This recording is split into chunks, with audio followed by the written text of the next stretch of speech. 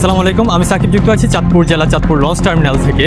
যদিও আমরা এখানে যাত্রী সেবা দিতে আসছি, তারপরেও এখানে যাত্রীদের যেই টুকটাক অভিযোগ সেগুলো শুনতে শুনতে আমাদের প্রায় বেহাল অবস্থা। কিন্তু কেন?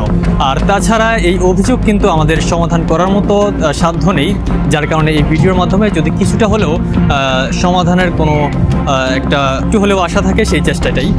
আসলে এখান থেকে রামপুর বা অন্যান্য জায়গাতে যেখানে 120 টাকার মতো ভাড়া ছিল, সেখানে কিন্তু ঈদ উপলক্ষে প্রায় 200 থেকে 250 টাকা পর্যন্ত তারা ভাড়া চাচ্ছে জনপ্রতি।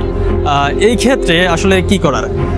এই ব্যাপারটার ক্ষেত্রে যখন আমরা রোডে ছিলাম, যখন তাদের যেই অবস্থাটা দেখলাম, অতিরিক্ত যানবাহনের কারণে, অতিরিক্ত সিএনজি এবং অটোর কারণে তারা কিন্তু সকাল 7টা বাজে এখানে এসে বেলা 12টা বাজেও কিন্তু তারা সিরিয়াল নিতে পারছেন না, এরকম একটা অবস্থা।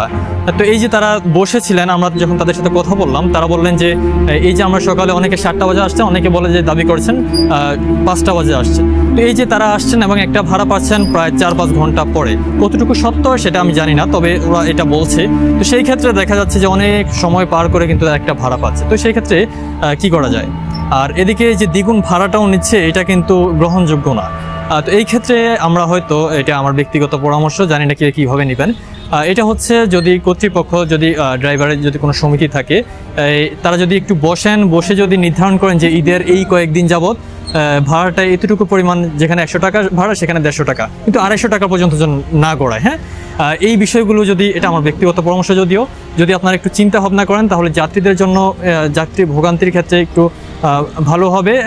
তারা একটু স্বস্তির সাথে বাড়ি ফিরতে পারবে এবং এই অভিযোগটা কিন্তু তাদের থাকবে না।